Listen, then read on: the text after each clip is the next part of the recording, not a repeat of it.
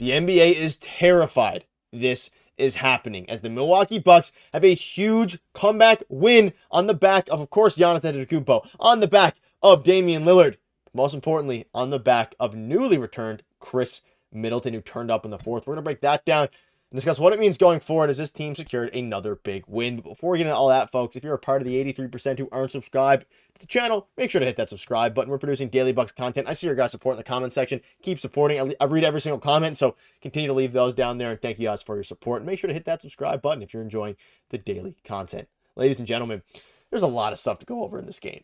A huge win. Giannis, great game. Dame struggled, but guess what? You have Chris Middleton, and of course, I'll give my props to Bobby Portis, who missed a one shot, by the way. There's so much to break down in this game. I also want to discuss some things from Doc Rivers tonight that we hadn't really seen in the past regarding his substitution, specifically, of course, a few different players here, Brook Lopez, most notably. Coming into this game, it wasn't like a must-win, but it was one of those mini must-win games. You're coming into it and you're thinking, hey, you've lost 2 in a row, and you have a real big opportunity now to go out there and beat a pretty underrated, I would say, Brooklyn Nets team. They're not very good. I believe they're 10-14 now, but either way, they've been playing some decent ball. Starting lineup: Taurean Prince, Giannis, Brook, Dame, Andre Jackson Jr. And I was thinking coming into this game, when are they going to start Chris Middleton? He looked a little bit rough, 2 for 10, I believe it was, or 2 for 11, correct me if I'm wrong, in their last game. And they come out and they just absolutely, we're looking a little bit rough. And heading into late in the fourth quarter, I thought this game was not out of reach necessarily, but I think the Nets took a 108-104 lead. I think that was the exact score, if I remember correctly. And then Chris Middleton took over. Everything was great. What a game for the Milwaukee Bucks. I think there was 3 minutes left. Schroeder hit a jump shot, and I was thinking, wow, they're down 4. This is really the big test, and this is why they have guys like Damian Lillard. And I've been discussing all season long why having Chris Middleton will help alleviate some of the pressure. On a night like tonight where Dame went 2 for 7, you bring Chris Middleton on the game. In the fourth quarter, he absolutely went bonkers. He completely turned up, and he was exactly what you need. He's that third scorer you need. And that fourth quarter in general was crazy. Obviously, the big comeback. But having Chris Middleton, that's what I was saying. Yes, he only went 3 for 8. I believe he had 7 points in the fourth, though. And adding another layer of offense and creativity in the sense of creating on the ball.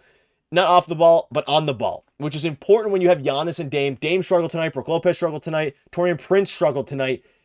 You win a game where your starters combine for, aside from Dame and Giannis, combine for 9 points. You have Gary Trent Jr. come off the bench, be electric, give you 20. You have Bobby Portis, who I will get into, have his best game as a Milwaukee Buck, arguably ever, but probably just this season. 23 points, 5 boards, missed 1 shot. And was actually playing okay defense for the most part. It was a very interesting game. You look at it from the Brooklyn Nets perspective, and they had control of the game till the fourth. And I would say in the fourth, as the fourth was going on, by watching it, you kind of see the Brooklyn Nets looked gassed out there. They were looking tired. They looked like I don't know what happened to them necessarily, but they looked very fatigued. And huge shout out to Doc Rivers. And we'll get into some of the subs here in a minute because you're thinking in this game, again, the Bucks are on a very interesting team at the moment. They're 1 game above 500. We know all this. But, you're finally getting Chris Middleton back. How is he going to gel with the team? You obviously have a great game from Bobby Portis. Giannis, phenomenal tonight. Free throw shooting still a problem. He was going downhill. He was facilitating, had 3 blocks. We saw an Ajax block that was a crazy block from Andre Jackson Jr. And he's providing that energy in the starting lineup. And I think Doc might keep running with it. He doesn't provide much offensively. He hit a couple of open threes tonight. He had a huge block, couple steals. He's great defensively. And I think it helps complement Dame the most. And maybe Dame is putting some input in there. And Dame, albeit not his usual offensive self, he put up 11 dimes.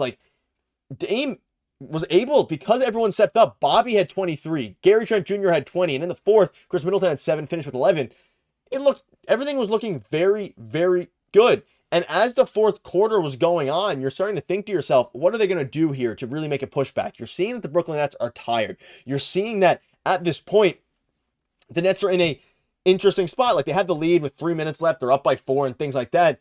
And then Doc Rivers was basically just saying, or at least someone said it, keep the pace going. Keep the energy up. Obviously, the team, the Brooklyn Nets were gassed watching the game. I want to give a shout out to Doc Rivers, most importantly, in this. We saw Giannis get a huge block, but Doc Rivers, he looked very, very solid. And I actually liked the moves he made. Subbing out Brook Lopez, keeping the energy up. Subbing out Brook Lopez so they could keep the pace in the fourth quarter to keep up with, of course, the Brooklyn Nets here. Brooklyn Nets aren't a huge team. They don't have many huge players. And as you're looking at it, it was very good. And it's funny that's still there. Bobby had a great night. He's shutting down all these trade talks. There's tons of talks going around about Bobby Portis. He goes out and he misses one shot. And I cannot express to you, and I'll probably have a video on it tomorrow, how important Chris Middleton, I was saying it, you can go back in the videos, I was saying it before he returned. Having a tertiary ball handler, you got to help Dame Lillard out, dribble the ball up the floor, of course. But, you know, they're NBA players. They can get the ball over the press and things like that. But just having someone else who can create on the ball, like I'm saying. And tonight we saw his ball handling was very good. Minimal turnovers. He had no turnovers tonight. And it really helps alleviate the pressure off of Dame. In a game where Dame had 7 turnovers, he was feeling the heat, he was feeling the pressure, albeit he had 11 assists. He was looking to facilitate. You see Chris Middleton come up clutch in the fourth. You see a bunch of guys. Bobby Portis hit a 3 with 2 minutes left. We saw a ton, I think it was 2 minutes. It was late in the fourth, Bobby hit the 3. And the team wins. These are the wins that you really have to get out of the way. Now, unfortunately, Lillard's streak, I think it was 6 straight 25-point games, comes to a close. He tried to get there. He didn't actually shoot that much tonight. It was interesting. He was driving, getting to the line a bunch, but he was facilitating, and he was a great point guard. And the question mark now is, what do they do going forward with, you know, the starting lineup? And as Chris Middleton starts to ease back, I'm sure he'll come in. He just, having a secondary ball handler is so huge. I mean, they had Ajax, not really a ball handler. I mean, he is, but like, he's not going to be a sustainable one. Chris Middleton, giving pressure off of Dame, hitting pull-up middies, hitting threes. You have AJ Green come off the bench, give you 6. He went 2 for 2 from 3, plays great defense, did his job. Gary Trent Jr. off the bench, does his job. Bobby Portis.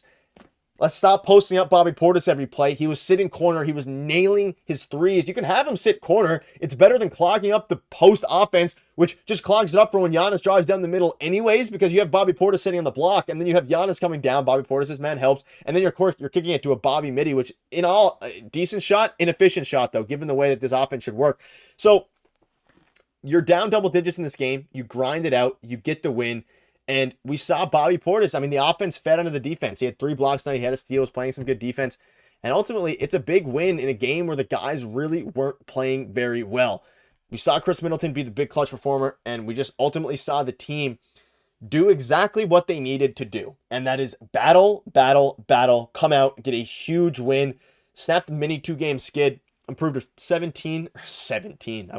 12 and 11.